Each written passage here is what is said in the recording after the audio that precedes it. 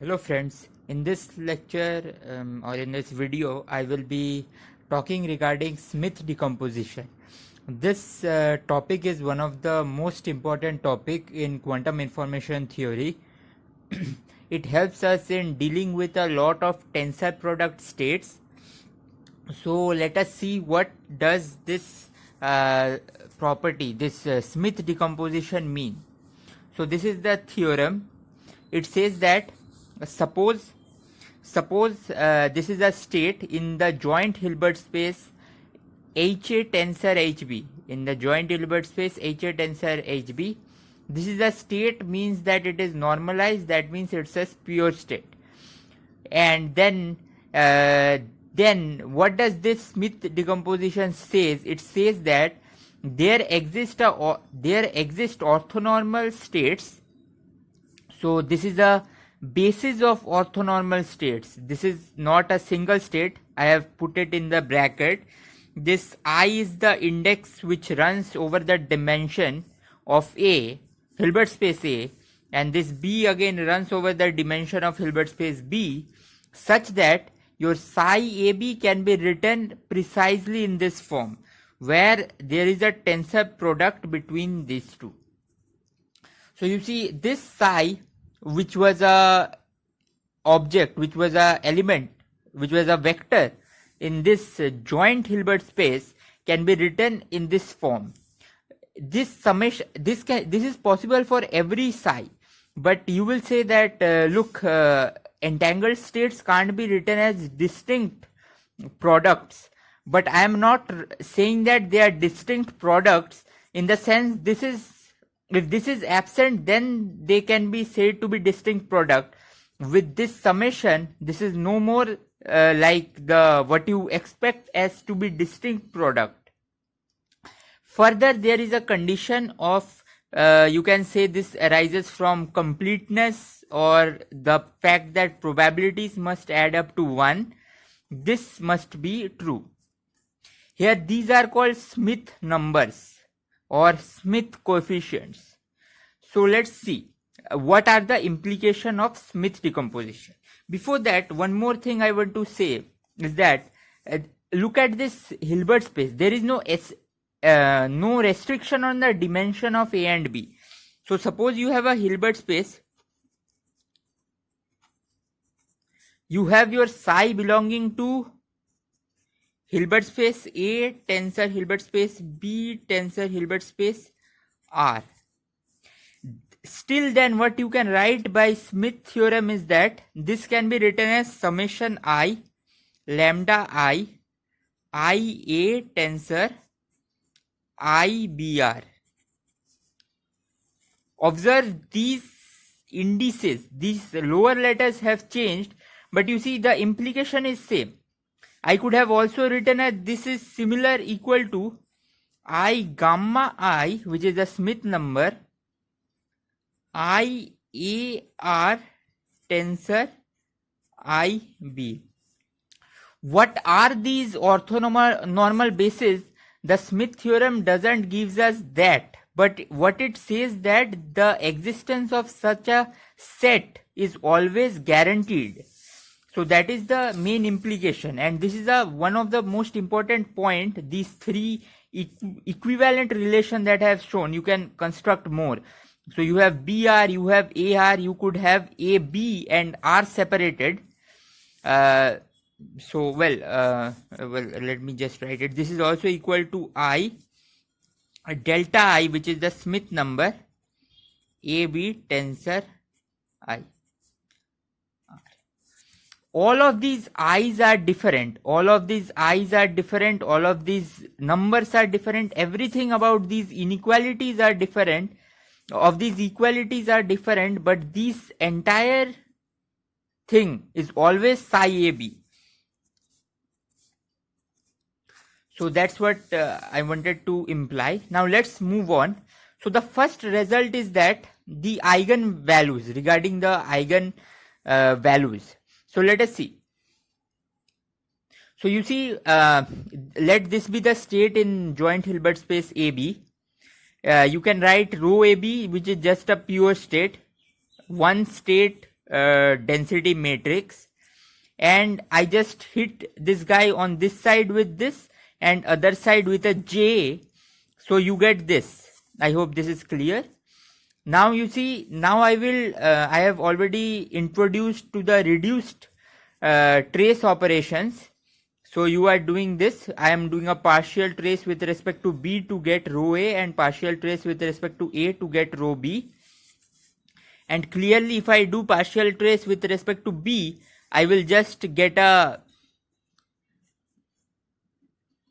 this, which is just delta ij, because this is a orthonormal set, and that leaves me with this, and partial trace with respect to B will also give me this. But you see, IA and IB are completely different. Actually, it doesn't even make sense to ask them whether they are same or different, because they live in a different Hilbert space. But you see, these are just scalar numbers and hence they are same. So whenever you are faced with a pure state, what this says that the eigen values, this is just the spectral decomposition of rho A if you see, and these are the eigen values. The eigen values of both of these states which are derived from this pure state are always same. This is one of the very deep implication of Smith theorem, that the eigen values will be same. You see, rho A and rho B, they have same eigen values, lambda I square respectively. Let's go to the second important result. So this result is rather the prescription of how you can find these set of orthonormal IAs or IBs that you see in the Smith decomposition equation. So you see, given a row AB which belongs to HA tensor HB, what you do is you just find the density matrix corresponding to this. Then the next step is just to trace out the B part to get another density matrix. Now as this row A, which is just the partial tracing of AB, is a density matrix, you can write it in form of a spectral decomposition. Now when you have this spectral decomposition, from this row A you can calculate the eigen values and the eigen vectors. And once you have calculated the eigenvalues, eigenvectors, you calculate a new set of I states which belong to Hilbert space B by this following operation. You see, I have taken psi AB here, which is already given to you. This is the dual of the eigenvector I, which you will obtain from the spectral decomposition. You tensor it with an identity on the part of B, and then divided by the eigenvalue. Okay, then this psi I set, this psi I state is the set of other orthonormal vectors. And finally, the Smith decomposition is just this. So this is the complete prescription of Smith decomposition. I hope this is clear, because everything you can find just from this. If this is given, then this is given, this can be found, and then you can proceed. Let's come to the third result. So this result is rather an application of this B part, but it shows that this B part is really a overkill. So you see, consider this state. This is a state belonging to Hilbert space HA tensor HB. Then you can just with your just spotting with your eyes, you can say this is the tensor product of these two states, and automatically you see this is in the form of Hilbert Smith, not Hilbert Smith, of the form of Smith decomposition, because you see one side you have a state IA, another side you have tensored it with a state IB. These IA, IBs are just indices. They hold the value of I. I can say, look, this is IA, this is IB. These two IA, IBs need not be equal. This I is just an index. you can see here that this and this state are not same, but the index is I. That what it means to say that I can write IA tensor IB. Let's come to the next result. This result says something about product state, and hence a bit of a notion about entanglement and these things. So this says that if you have psi AB in the form of a product state, automatically you see this expression is the Smith decomposition itself with the Smith number 1. The Smith number or the Smith coefficient is 1, and this is the Smith decomposition. On the other hand, if the Smith number is given to be 1, the state psi is always in form of a product state. That means any state for which Smith number is not equal to 1 is automatically a correlated state or an entangled state. So this is a very nice notion of differentiating between correlations. So this is correlation, and if the Smith number is 1, only one Smith number survives and all other are 0, then that is a classical state or a non-correlated state. Okay, so let's see the next result. The next result is regarding purification. So I have written purification, a state AR where A and AR belongs to this joint Hilbert space, which I will explain in a minute, is called a purification of this density matrix rho A that will be given to you if and only if you find the density operator corresponding to AR and then take a partial trace over the R part, which is called the ancilla, you will end up with rho A.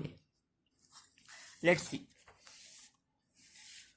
So you see, so the proof to the way of finding what AR is by simple construction. So given rho A is a density operator, you can do its spectral value decomposition. So these are the eigenvalues, these are the eigenvectors. Once you have got these two, you say, well, let my AR be this thing, which again looks in the form of Hilbert-Smith decomposed, which is again Hilbert-Smith decomposed, where the set of orthonormal states corresponding to the system R ancilla is just any set of orthonormal bases. Any set of orthonormal bases will do, provided the dimension of Hilbert space HA and dimension of HR coincides. So that means you ask, what is the system R? System R is a system of same dimension as Hilbert space A, which is your original system, and given that system you can pick up any set of orthonormal state. You can very well pick up this same state, the same eigenvectors you can pick up here, and that will be a purification. Why will it be a purification? Because AR, this density matrix, when you do a partial trace with respect to R, I have shown it here, you can follow, it results in rho A. This is the definition of purification of a state. So state AR is a pure state. You can see this entire density matrix is a pure density matrix because rho square will be equal to rho. But rho A need not be pure. Moving on, let's see what is this freedom in purification. So you see, intuitively, as I have explained, this R has to be of same dimension as HA, and leaving that, any orthonormal basis will do. This any orthonormal basis is what brings about freedom in the purifications. So you see, given rho A, you can trace it with respect to AR, or you can trace it with respect to AR triddle. where I have defined AR to be this thing. This is just square root of the eigenvalues obtained from the spectral value decomposition of rho A. And this is one set of orthonormal state. So you have set of orthonormal states psi I that belongs to Hilbert space R. You have another set phi I that belongs to Hilbert space R. You can find different orthonormal bases here, and then let's show that they are connected by a unitary. Let this be a unitary defined in this way. I have explicitly shown that truly this is a unitary. You can do U dagger and then you can prove that U dagger U is equal to identity. So given that, now you can just see. So you see, you take this unitary eats a ket from this side. So let's push in AR to this unitary. Automatically it sees this psi I and will give you phi I. That will just convert it to this AR triddle. That's what I have written. AR triddle is IA tensor UR AR. So this is what we mean when I say that there is freedom in choosing the purification, because this is also a purification of rho A. This is also a purification of rho A. That's why they are freedom. They are freedomly. The freedom is this unitary UR. So I hope this was clear to you. This Smith decomposition is a very important topic. So this is what it means. Again, I will remind you that these are just indices holder. What will be better is to say that summation over I lambda I psi I A tensor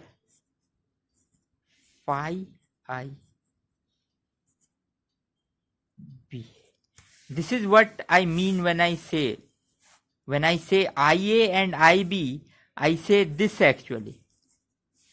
This is just IA, this is just IB. Because you can always reorder your bases. Okay, that's all for this lecture.